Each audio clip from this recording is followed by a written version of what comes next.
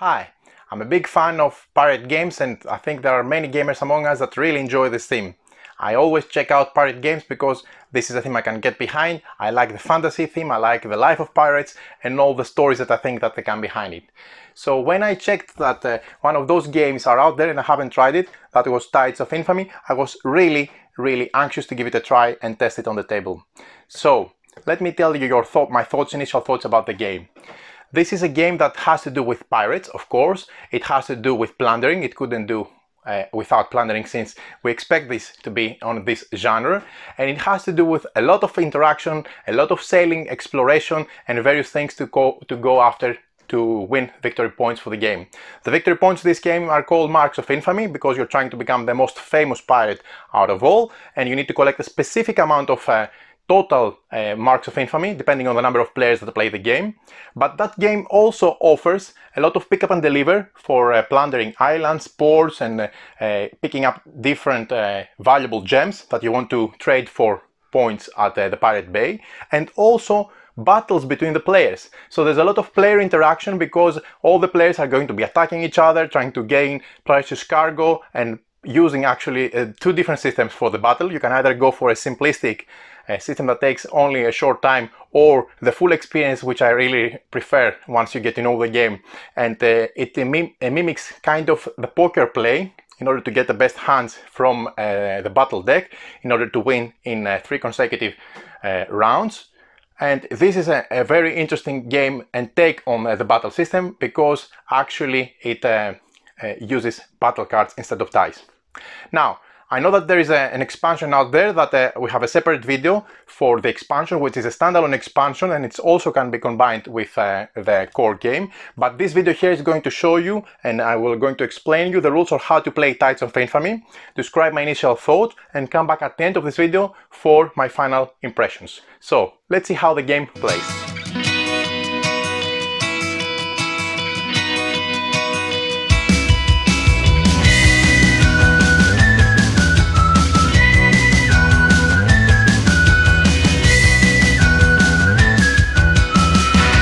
Tides of Infamy is a high seas adventure fraught with peril, where you command your ships in a battle for infamy against fellow pirates, sea monsters, the elements, and pirate luck, of course. Players gain marks of infamy by successfully smuggling black market supplies, plundering settlements, salvaging treasure, raiding ships, and exploring new waters as you sail into uncharted seas. Be the first to gain a successful amount of marks of infamy through your infamous deeds, but beware, untold dangers lurk in these waters. We see in front of us Tides of Infamy, the core game. There is, as you have seen, a separate standalone expansion, Tides of Infamy Age of Rise of the God, which comes through a Kickstarter later on. But now let's focus completely on the game that started it all, and we'll explain how it plays and present everything as if you didn't know anything about the game. So the object of the game is to become the most infamous pirate by collecting Marks of Infamy. Those tokens here, which essentially are victory points indicating all your piracy deeds and supporting your fame. Depending on the number of players, this needs to be different final score. So the first player to earn 25 in a 4-player team play, 20 if you're playing 2 players, 17 if you're playing 3 players or a 6-player team play, and 15 if you're playing a 4 players simple game. Also, you can have to collect 12 if you're playing a 5-player game, or even 10 if you're playing 6 players. Marks of Infamy goes down as a legend of the best pirate, and then you claim to be the winner if you have this sum. There are some rules for team play, and we're going to sporadically pop some information about the team play, but be aware that you can play as a team, so you can have a higher number of players playing Tides of Infamy with team mode. Now, let's see about the map setup. What we find in front of us, of course, are the map tiles. The map tiles have excellent quality. They're really thick and durable tiles and provide an overall great visual aesthetic effect. You see that there are grids 3x3 with various artwork and various things depicted on them. We'll find islands, pirate base, obstacles, monsters, and many things, and all of them from the back side have also uncharted waters, which are also a 3x3 grid for example the pirate ghost ship to navigate if players have not explored those already. In any case, the combination of those, you see there are many more from what you need to set up the game, creates endless possibilities and various maps for the players to explore and try out. Now, so what we do for a basic setup of the game, we create a grid with using 20 tiles, a 4x5 grid as you see in front of you, and regardless of the chosen configuration, that we can be different down the road once we get to know the game, a minimum of specific map tiles needs to be included. That is 3 port tiles, 1 pirate bay tile, which is exactly this one, which starts face up, and of course we need to include the 4 portal tiles and at least one ghost ship tile and 6 island tiles. Here I have randomly created the map, but bear in mind that you need to include at least these combinations for any setup for the game to be balanced. From among the selected map tiles, we find the pirate bay tile, which is exactly this one, where we're going to start the game. I'm going to show you up close how it looks like. This is a pirate bay tile. Again, it's on a grid, and from here we pop out from our harbor. Each player has their own tile, which indicates their harbor in the front line, and then you have on the back line your shipyard, where you get to repair your damaged vessels. Keep in mind that we're going to have 3 different type of vessels that we're going to use to get points throughout the game, and these are starting from left to right, from the smallest to the biggest to the largest. The smallest one is the Billander, the medium one is the sloop of war, and the larger one is the man of war. They're very nice miniatures that stand still without falling sideways, and they have the capability of carrying, as you'll see down the road, various gems, cargo and treasure that you're going to try to collect, plunder, and then later on, of course, trade at Pirate Bay for marks of infamy and receiving that way precious victory points. As you can see, they have different capabilities for carrying different amount of cargo and treasure, but that is going to be explained later on. Keep in mind that this does not need to be attached to the main board. I have simply put all those close to the main board so that you can see them without zooming out a lot, but I'm just putting them here. They are in front of the player, and essentially they represent a space that it's connected through this central section here, meaning when you get into the central space of the pirate cove, of the pirate bay, you immediately, as a free move, come to your harbor here, where you can do, of course, various things if you need to, and then from here you automatically go to any pirate bay in the middle section.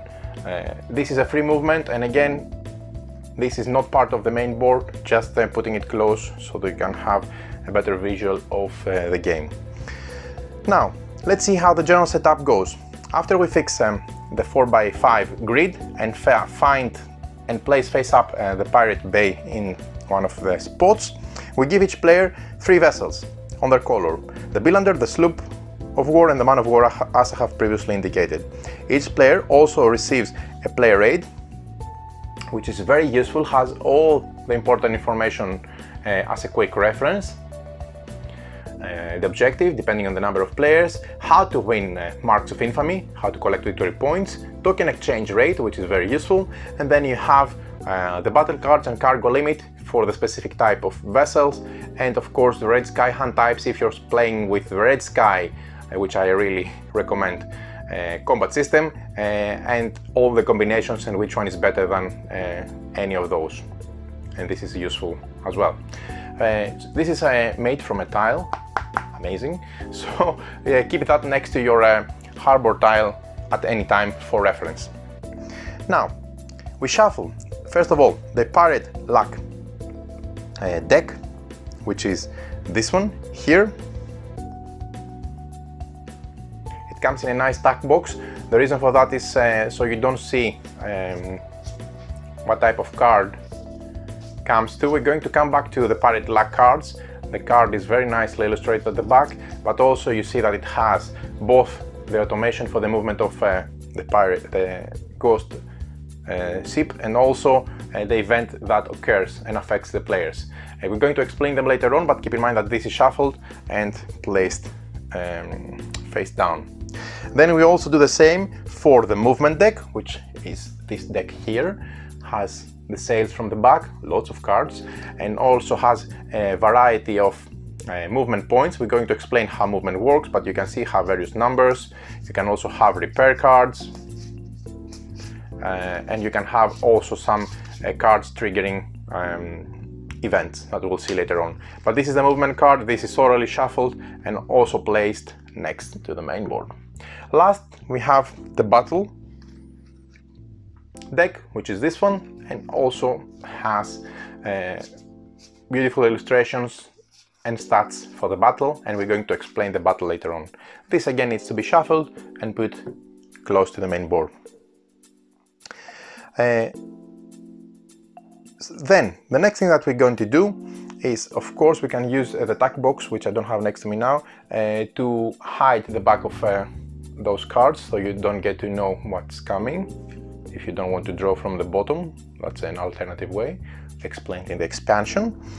The next thing that you do is you separate the piles of the different tokens. You have, of course, the points of the game. These are your main interest and goal, victory points, marks of infamy for your deeds. And then you can have the cargo sorted out, and the different tokens also sorted by category for convenience. The youngest player goes first, or you can randomly determine the start player, and you give the red marker to the player on the first player's right, and the first player gets this one. The reason for that is as we play clockwise, when we finish, these two from the active player and the last player are going to be moved, so that you know in each time who is the active player starting the round, who is the first player in the round, and who is going to be the last one. And the next thing, there's no next thing, we're ready to start. So polish your vessels, get supplies, and dive into the game of Tides of Infamy. Now, the next thing I'm going to describe briefly are the map tiles. But before doing that, take a quick look on how the game looks. This is with Uncharted Waters. These are the back of the Uncharted Waters, and I'm going to open face up some of those so that I can show you exactly different landmarks and different locations and how these are affect gameplay. But bear in mind that you start with only the Pirate Bay face up, nothing is face up, and they all turn face up gradually through exploration. I'm going to come back through exploration. It happens when a vessel moves from one side onto an uncharted water.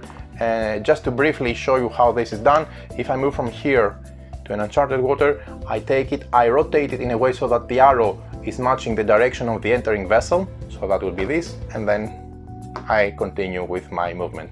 I'm going to pause now here, fast forward to open some tiles face up so that you can see the beautiful board, and then come back with the continuation of this video.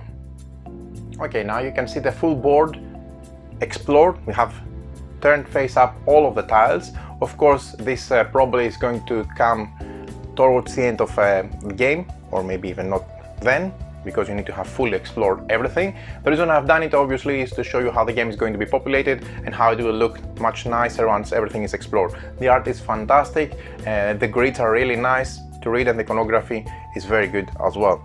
So the map tiles have many features, some of which have game effects and some of which do not. They are purely aesthetic. They have currents, ports, currents like this, the arrows with the waves branching out. We have ports. Port, for example, is this one with the pirate flag here. Let me pull this up close. These are the currents pointing that direction, and this is a port. This is, for example, one of those. We have rocks, which are impassable terrain and block movement, like this one, or even icebergs, like the white one over there. And then you can have, in addition to that, the ghost ship, which is this one. This has a very unique use once it comes through first time appearing of those icons, that they have the ghost ship emerge, and from that point onward it starts hunting down people and stealing stuff. Real bad case. But it's very interesting and you try to avoid it. And then you also have portals like those where you can teleport from one place to the other, and that's very convenient when you want to travel further away. But also you have islands which have a specific gem. For example, this you will get, this green one you will get from the emerald, you'll get from this one. You can see the flag over there, and each of those will give different points once collected. Okay, I've collected everything for the moment, but anyway, you see the idea. And of course you have the backside of the tiles, which indicate the maelstorms, and these are uncharted waters and you need to explore before going in there, for example. Now, moving to the art. On the art you see different aesthetic icons, like for example you have a seaweed like here, or you can have a sea serpent like here, or you can have the devil whale, or tentacles like here or here, or a fog, which doesn't, they're just purely aesthetic. Fog is here or here. And then you can have, for example, seagulls or dolphins like here, which again just adds to the aesthetics of the game. In the expansion that we can see in a separate video, these are places for the sea monsters to emerge, and this is also very unique and interesting, and with combination of that game plus the expansion you have so many possibilities on top of the full gameplay and variability the game offers itself. Now let's talk about the game round. During the game round, players will draw movement cards from this deck and play them to move each of their seaworthy vessels, possibly discovering new map tiles, collecting trade goods or plunder, bringing cargo back to the pirate bay, in order to exchange it for marks of infamy, which are those victory points here, and engage in combat with other vessels from other people and other players. And of course they will have to repair their damaged ships from their shipyard if they lose battles and have their ships destroyed. They're not completely out of the game, they go back to the shipyard and they need to be repaired, and then they go back into action. Now, each game round is divided into three phases. We have the harbor phase, the movement phase, and the repair phase. Players take turns during each phase, taking one action at a time. Now, a couple of words for each phase. First of all, we have the harbor phase. In turn order, we draw one movement card per each of our ships, excluding ships that they are in shipyards, on the back of our tiles. So we take from the deck cards, movement cards, and ships in shipyard are not yet seaworthy and may not move this turn, so they need to be firstly repaired, that we're going to see how this is done later on. Standard mover cards, like those, show a number, and let me show you some of them that I have already taken out. You can have, for example, you can have a 2, you can have a 5, a 3, a 4, and with different numbers for the vessels to move through the sea spaces. Or, in addition to that, they can have also other icons like spatial movement that we'll explain later on, or repair. These icons you need when you have to repair one of your vessels. In any case, they show mostly, which is most common, the number for the spaces that you can move while moving during your turn. Now, there is a repair card, which I've shown you already, and this is this one, having the repair icon at the bottom. These are shuffled in the movement deck. If you draw a repair card, you may use it immediately to repair a ship that is in your shipyard. You move your vessel, let's say this is in my shipyard here, and it could be killed over to show that it's damaged, not to confuse it with the harbor, which is in the front line. So what you can do is you can use one of these repair cards to move one of your damaged vessels in the harbor and draw another movement card. If you don't want to or can't use a repair card immediately, you may store it next to your harbor and draw another movement card. And you may only store one repair card though this way, so if you draw a second repair card you must either use it immediately or discard it and move another draw card, and pick another draw card, that is. So this is how you repair your vessels during this stage. Then we move to the movement phase. On your turn you select a movement card from the ones that you have in your hand for your seaworthy vessels, and you select it in order to play. If this is a standard movement card, just simply indicating a number of points at the bottom, movement points, then you choose only one of your seaworthy vessels and move it at least one space and up to maximum the number shown here. So from 1 to 3, I cannot stay idle in location, I have to move at least once, but not more than 3. This is very simple, so for example, I can select this one and say I move 1, 2, 3. The movement, of course, is following the directions orthogonally, so you have to bear in mind that you do not move diagonally. And you may only use standard move cards, one standard move card on each of your vessels. Okay, but at your turn you only pick one of your movement cards, select one vessel, move it, and then it's the next player's turn to go around with their vessels, the selection, and then it comes back to you for your second seaworthy vessel, again around, and then you come back to you with the third. So keep in mind that if the card shows a crossbone symbol, like this one here, for example, it has the movement points plus a crossbow symbol, you also trigger a pirate luck event, which we'll explain later on. You may only use one standard movement card on each ship, each round, but besides the standard movement cards, there are also the special movement cards, which show this at the bottom. They don't have a number, like this one, they have this banner. These are special movement cards that indicate that you can select one of your seaworthy vessels that you haven't moved so far and move it depending on the type of vessel. So if it is, for example, the man of war, it gets +1 movement.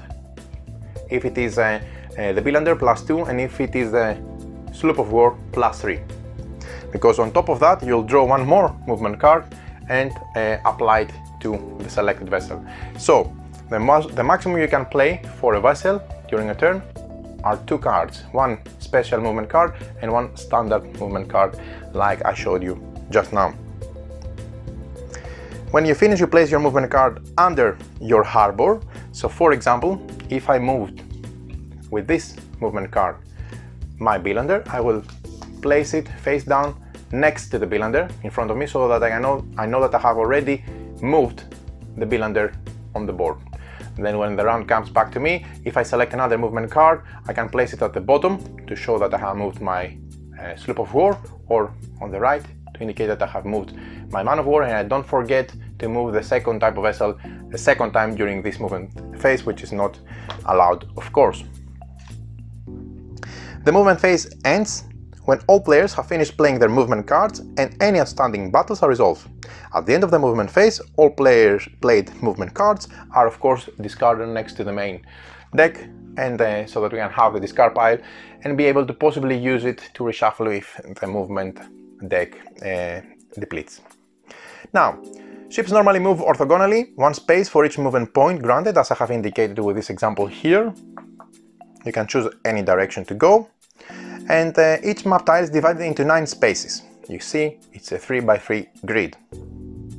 Now, when you sail, and this is when we explain how you do the exploration, whenever you decide to sail from one charted waters tile into an uncharted water tile, when you enter here, what you do is you're going to be positioning yourself here, but what you do is you take the tile, rotate it in a way so that the arrow matches your entrance, and then you continue moving up to your desired movement point, depending on the movement card you played. If you enter space of an enemy ship, your movement stops and a battle will, of course, occur. So if I enter here, we're going to have a battle and my movement stops. Your own vessels may not enter, share or move through the same space, and if you enter the space of an enemy ship, your movement stops and there is no additional movement for you to take. Rules for battling will be described later on, but if you enter a space with tokens on it, you could be entering the various spaces where other people have jettisoned cargo, or it's dropped through a battle. When you enter it, you can pick it along the way, depending on what you want, or drop some and pick some other, and you don't interrupt your movement for this. You can do it while moving, continue to moving. So throwing cargo off your vessel is allowed, and you can replace them with any other vessels you can collect down the road as you move through your movement phase. In team mode, your ship may share a sea space with your teammate's ship without triggering a battle, and you are still prohibited from sharing a space with your own vessels. Now, there are special rules for how the vessels move. We explained the exploration, how it's done. You always explore it with pointing, matching the white arrow from the direction you're entering. And this is very, very simple. So when you're moving in pirate base, like this one here, so when I come and I move here and I get into the central space of a pirate bay, then I automatically, as a free move, take the vessel and get it on my respective harbor space on its slot. This is my slope of war, so it goes here. This is a free movement. When you leave a pirate bay, the first space you move into may be diagonally adjacent to the pirate bay. So when you move from out here, the first one could be also diagonal. This is the only case where diagonal movement is allowed, because normally you move orthogonally. But you see the currents, they guide you diagonally too. You may also enter a pirate bay from a diagonal location, that's allowed. And you may also enter a pirate bay from all the places, the spots around the central spot here. You may only move your boat back into pirate bay when your ship is carrying cargo. The next thing I want to highlight are the currents. The currents are very important in the game, and let me show you up close a tile with currents. There are many currents throughout the whole art and map configuration. Currents have those white arrows. We've seen that they have stronger currents from the pirate bay, but they indicate direction. So this means that from here you have to move either here or go south. From here you cannot move that direction or that direction, because the currents always dictate the possible choices for you to take when moving, and one of those two needs to be the first movement when moving out from this island, for example, this port, for example. So this is important, and you always need to remember that you have to follow the rules with the currents, and various opportunities are presented throughout different configurations. For example, this island has only 2 exits, this portal has 3, this island here has 2 on a 90-degree configuration, and you need to always make sure that you calculate correctly your movement, so you're not surprised with unwanted ending during your movement. Now, there are portals as well, as you have identified, those magical portals. That means that when you move, when you use the portals, you can teleport from one place to the other. So the story is that accursed sirens and sea hags work mysterious magic to create mystical portals, and the vessel entering a portal can emerge from another portal, perhaps thousands of miles off the original course. A capable sea captain may be able to take advantage of these gateways in order to speed his trip and be able to navigate faster from one side of the board to the other.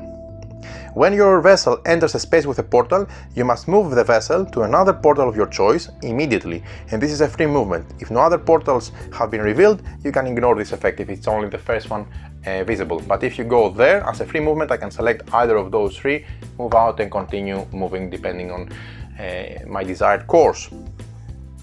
Now, we also have rocks and icebergs, as you have seen here, and these are essentially obstacles. A space is considered to be impassable unless otherwise stated, and spaces that have only a part of the art, for example, this iceberg extends slightly to this free space, are ignored. So this is a sellable space, even though it has a small portion of the iceberg.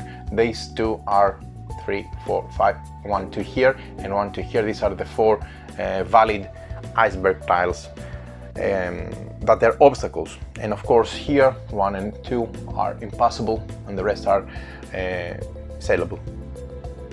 You also have the Maelstrom. Tiles containing a Maelstrom may not be intentionally entered. If your ship accidentally encounters a Maelstrom while exploring a new map tile, you move your vessel to your harbor, and if the vessel was carrying any tokens, you place them back on the space that the ship entered prior going into a Maelstrom, that you can see if you have those. And then the most interesting thing in this game, one of the interesting things, is actually the pirate ship, which emerges for the first time once one tile with a pirate ship comes into play from this spot. When this is turned for the first time, then the pirate ship enters play, and I believe you could have additional tiles, not here anyway, that you can combine it with the original, with the expansion game, to have additional tiles where this can happen.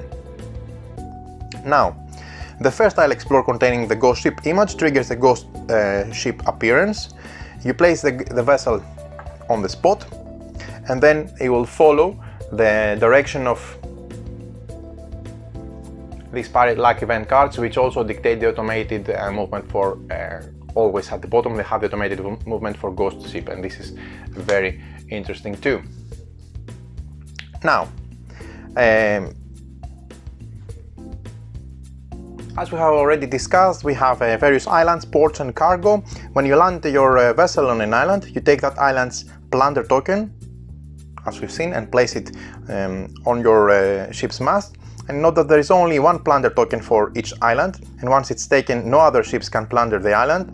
Players have to chase other vessels in order to battle with them and steal their plunder if they want this specific one for their own wealth. Players landing on port take that port's 3 shadow trade tokens. These are these black tokens here, that they are taken from the port, and each of those will give points throughout the game. And each ship has a different carrying capacity. That means that you have to be careful that you don't have unlimited cargo space, and you need to manage this sufficiently. A sloop of war, which is this one, can carry 2 tokens. A Bilander, which is the small one, can carry 4 tokens. And a man of war, which is the big one, can carry up to 6 tokens.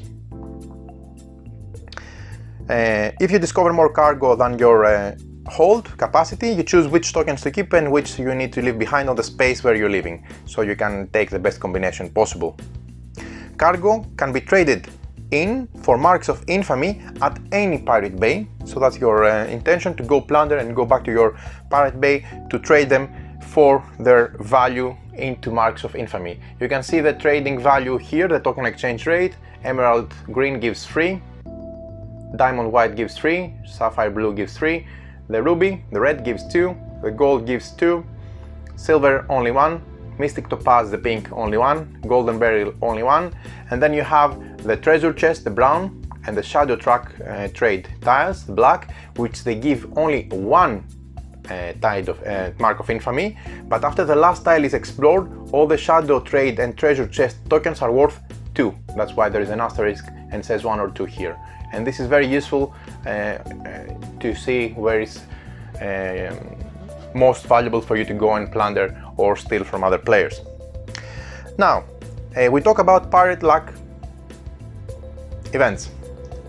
These are these events here, but they have different things that happen to the pirates.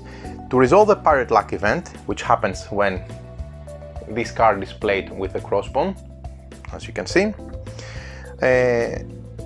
what you need to do is you select a map tile, one of those open on the board, with at least one opponent vessel, and all of the opponents on this vessel are affected by the pirate luck card. So if I select this one, two of them will be affected. Essentially impacting them both with a bad event, a luck bad event. And each opponent in turn will draw a pirate luck card from the card box for each affected ship and apply its effect. So one for that and one for that. Prior to drawing a pirate luck card, a player may discard one previously received pirate luck in order to avoid the effect, avoiding having to face that pirate luck. So you can either keep it, and we'll see why you want to keep it, or from previous turns, or exchange it to avoid the future pirate luck event that comes upon you. Keep in mind that the ghost ship, if revealed, will also move as described at the bottom of those pirate luck cards that you see here. For example, you can have two numbers or one number. If you have two numbers and the vessel is here, it will move 1, 2, and then 1, 2, 3, 4, and it will impact any vessels along their way, stealing cargo from them, etc.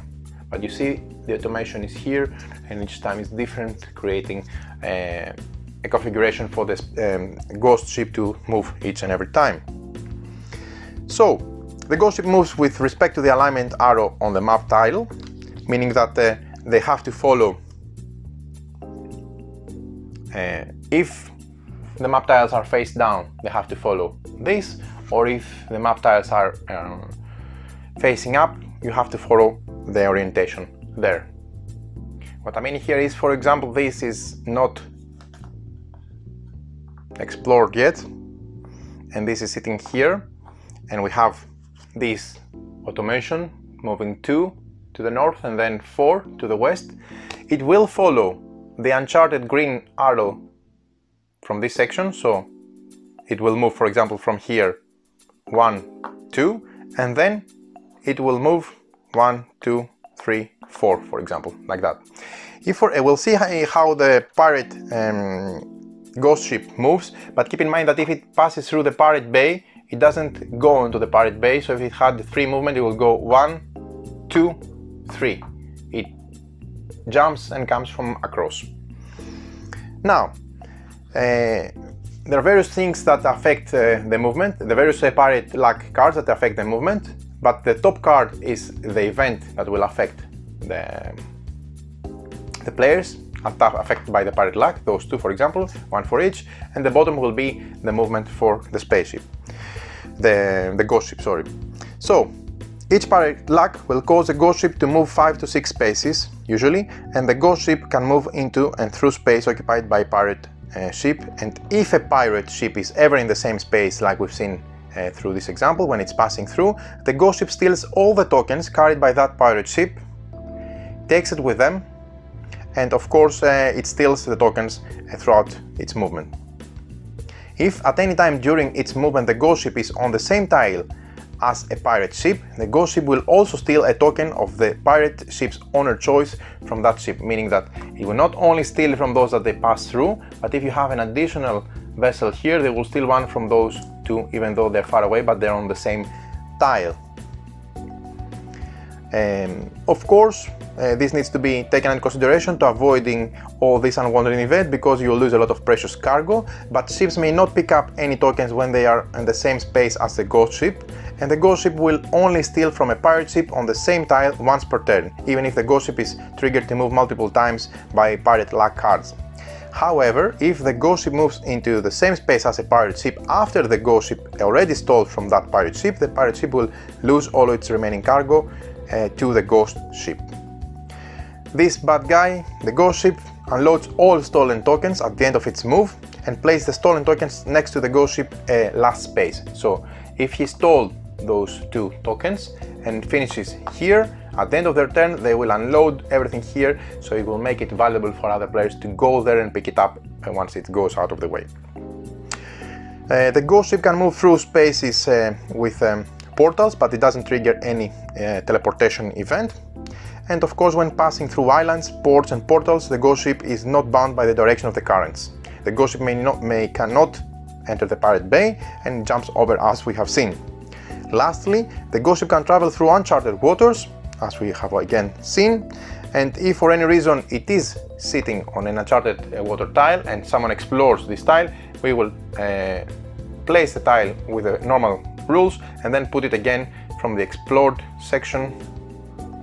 So if one comes from here, we'll put it like that, and it will go on the same space like before. Pirate luck cards are kept by the players they affect, and for each pirate luck card past the first one that you have in your possession, you receive a mark of infamy. And that's another way to get victory points, as explained also on your player aid here, ways to earn marks of infamy. A pirate luck card may be spent to repair a ship in your shipyard or exchange for an additional battle card while one of those, when you battle, while you're engaged in a battle. A maximum of 2 battle cards can be awarded in this manner during a battle. We'll see battles just after this. So it has its own use. Sometimes it creates difficulties for us, it steals from us, but sometimes it creates opportunities while it's dropping off cargo stolen from other players and makes these spaces valuable for you to go and collect the plunder. And this is how this vessel, this NPC, moves. Quite a nice addition as well. The last thing I'm going to explain is the battle. Now, when a ship enters the same space as an enemy ship, like here, if those two guys encounter on the same sea space, a battle is triggered, which will be resolved after the player holding the red last player token takes his or her movement during the movement phase, and then we'll have the battles being resolved. Battles are resolved in order in which they were triggered. Use one of the number markers here to indicate which battle needs to be resolved first, so that you don't forget in case you have numerous battles in the same on the same turn. Now, each player may have at most one vessel in any given battle, and multiple players may all participate in one battle by moving their vessels into the contested space here. Ships in the contested space may not move out of that space until after the battle is resolved. Any movement cards played on them or affecting them will only trigger following the battle's resolution, in turn order of course. Ships fight by playing these battle cards that we have seen before, and there are 2 battle systems. We'll see how these work, a simple one for beginners and the normal one for normal play. And the cards range from 1 to 6, as you can see. They have different numbers here: 1, 6, 4, etc. So besides the iconography, they have a different number indicating there. And you're using these different numbers. They have a different value from 1 to 6 in 5 different suits. That's cannon, fire, flintlock, cutlass, and krog. So you have the number and you have the icon. You have the number and you have the icon. Number and icon. Yeah. There are 2 methods for resolving battles. We have the scuttle, which is a simple one, and the red sky, which is a normal one.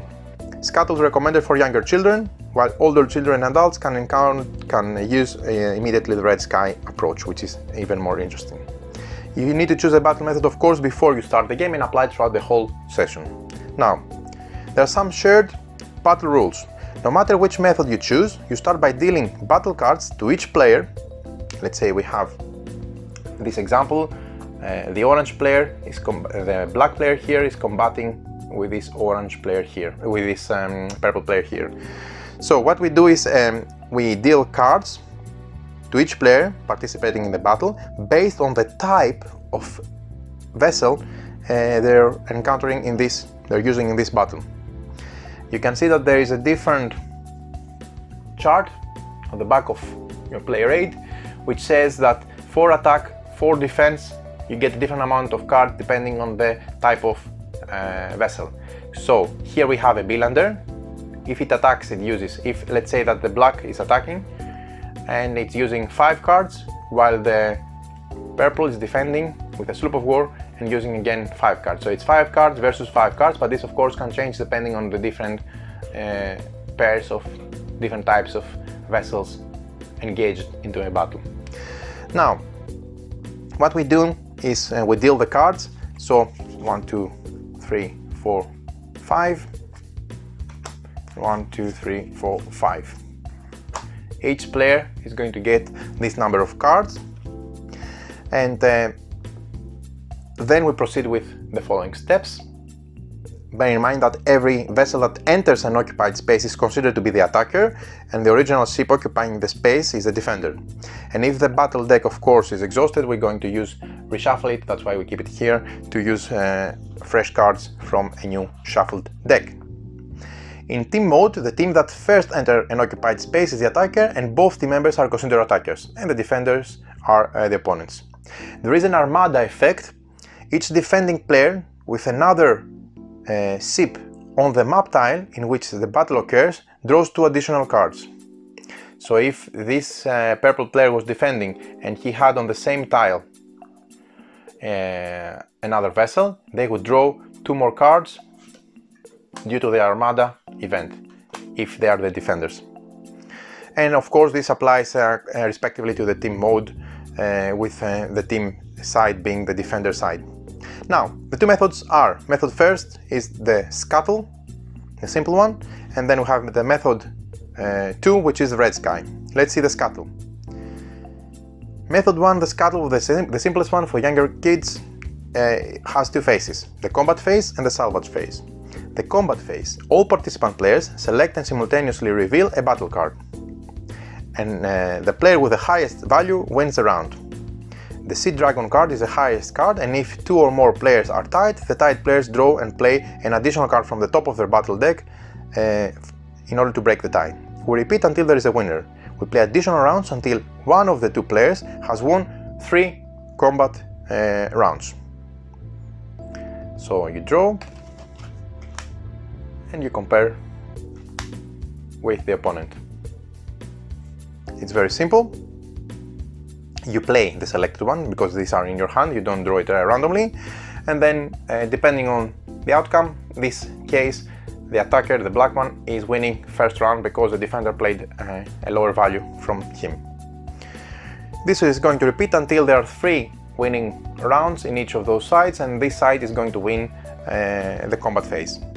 Then we proceed to the salvage phase, where we remove all cargo tokens from the losing ships. Let's say for this example that this ship here lost, the purple one, and we put it on that space. And then we move the losing side, depending on if it was attacker or defender, to the corresponding space. Now, the losing ship is moved. If it was an attacker, if that guy attacking lost the battle, it's going to move into the owner, into the shipyard, killed down. So you need to repair it later on. But if the losing party is the defender, it's not that punishing, it moves to the respective harbor space, ready to dive into action in the next round, in the owner's harbor.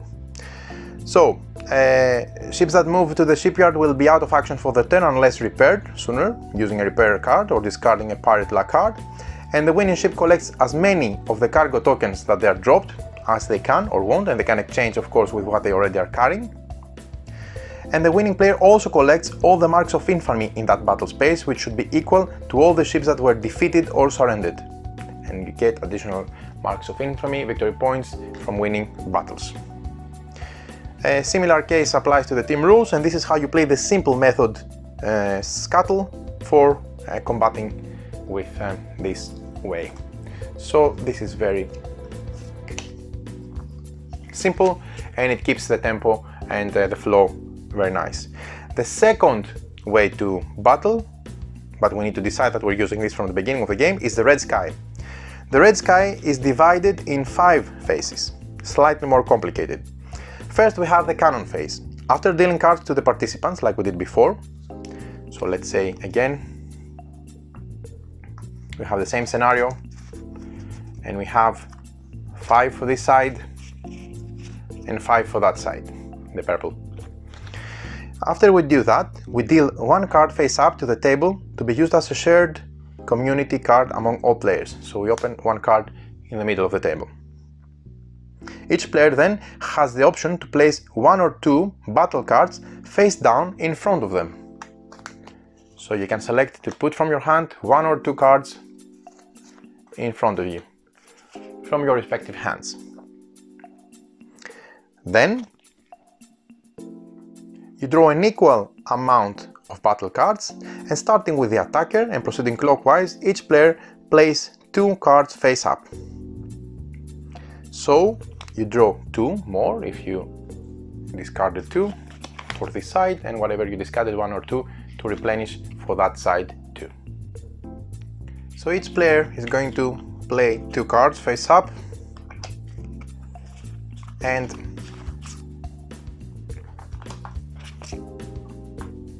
starting from the first player and going clockwise, so that you have 2 cards in front of you. Those Sea Dragon battle cards are normally a wild card that can take any value. If a Sea Dragon battle card was played by a player in the first round of a combat, all ships in that battle sink, and all players are considered to be defenders. They lose a battle to the Sea Dragon. You go immediately to the salvage phase that we're going to explain later on. So this is a very nice scenario if someone played the Sea Dragon battle right away.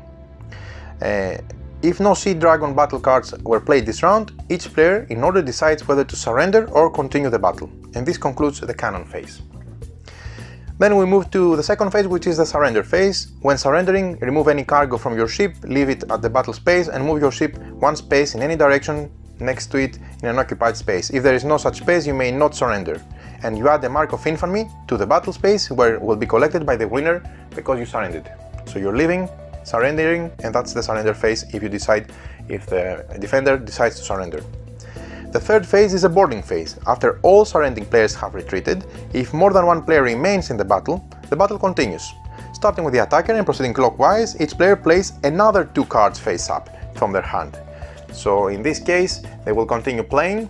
So let's say, for example, this side during the boarding plays 2 more cards, and this side here plays 2 more cards. Trying to put it as so, we have 2 from the beginning plus 2 more from the cannon phase plus 2 more that we played during the combat phase. This is a common one that we have in the middle. Now this concludes the boarding phase, and now we move to the fourth phase, which is the resolution. Each player makes the best hand they can out of the 4 cards they have played and the common one in the middle. So you can consider those 5 cards for this side and those 5 cards for that side.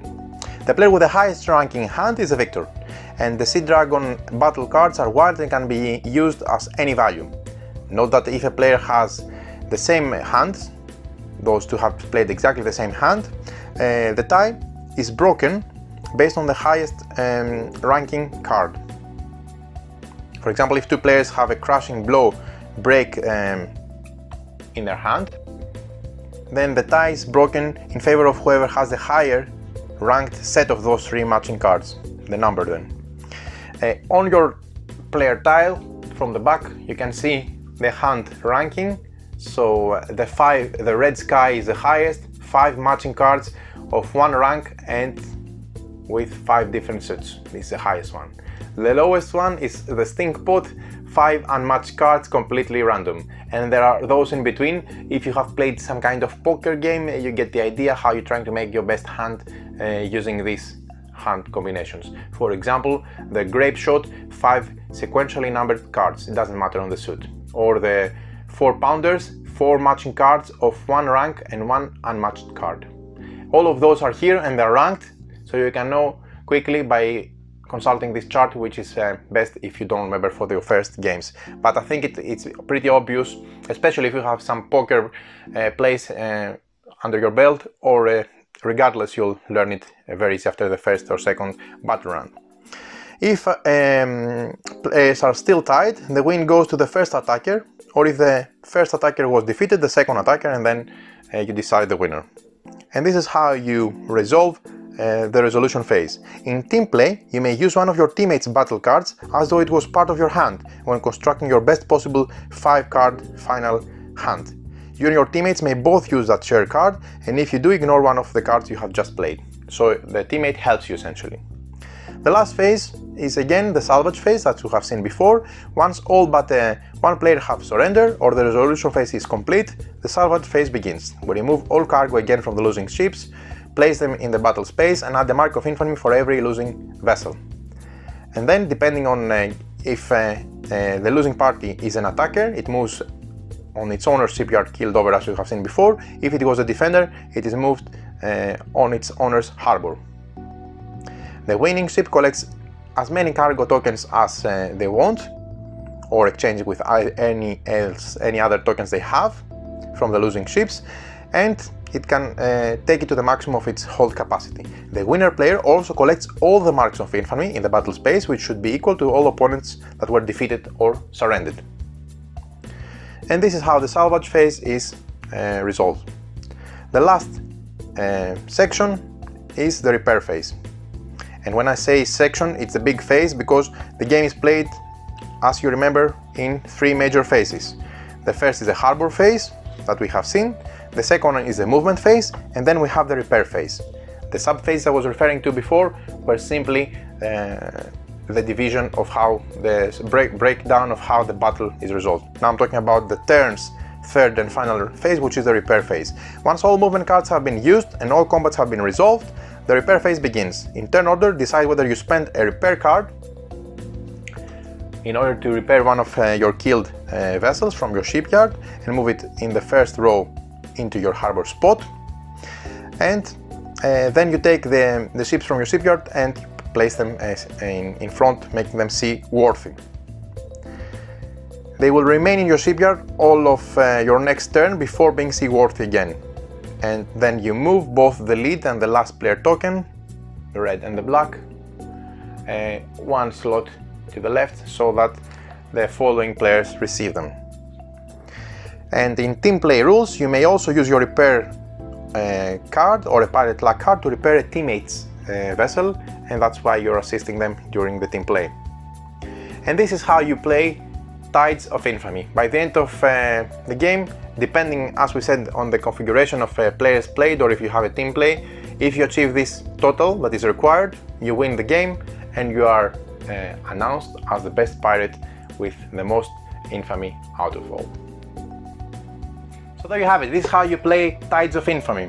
Of course, this is a pirate game and you have seen so many out there, but what are the aspects of the game that I really enjoyed and what I think makes it stand out from the rest of the competition? This game offers a very simple set rule of sets. It means that it has extremely simple rules to follow. You can even play with the simple battle system, which makes it even easier for newcomers, and then you can dive into the correct and normal battle system, the appropriate full gaming experience. But in a nutshell, it is a game that doesn't give a lot of different complicated rules to the players in order to have and keep in mind, for example, line of sight, different stats, etc. It uses some basic ideas, but that doesn't mean that the game is very simple and dull. I found that the simplicity creates many more options because you can focus on actual different paths in order to achieve victory. What do I mean? The whole idea is to gather a specific amount of marks of infamy, which are essential victory points, depending on how many players play the game. By having a completely stripped down and simple rule set, you can focus on chasing other people, attacking them at the correct time, and of course going after specific things on the map as it's explored and unfolded in front of you in order to give you the total sum that you're seeking. That creates unique opportunities that you can clearly see, and you don't have to worry about so many things, but yet it gives you many options because there's not 1 or 2 pathways for you to choose every time. There's so many things that you can do, and all of them combined creates a battle plan that you need to focus and pick a side. Of course you will be attacking a lot each other, of course it has a lot of player interaction, of course it's a game with pick up and deliver, and you're trying to exchange your plunder to victory points. We have seen this so far, but I think it does it in such an elegant and robust way that the end result is amazing. I had a blast playing it, I really recommend it. I want to play it even more to try different things. I haven't tried the team play, which actually sounds very cool, and I want to try 2 versus 2 for example, and combine it also with the expansion, the standalone expansion, for additional possibilities. But as it is, I think it is a good package with a great production value. We have done an unboxing video and focused on the production value, which I think is amazing. I mean, the aesthetics, you've seen them up, it looks extremely nice. The plastic vessels look very nice when they pick up the cargo, and everything is done in a way that it's really easy for the end user, for the players to enjoy and have a great experience. Great game, Very fun and very entertaining. I highly recommend Tides of Infamy.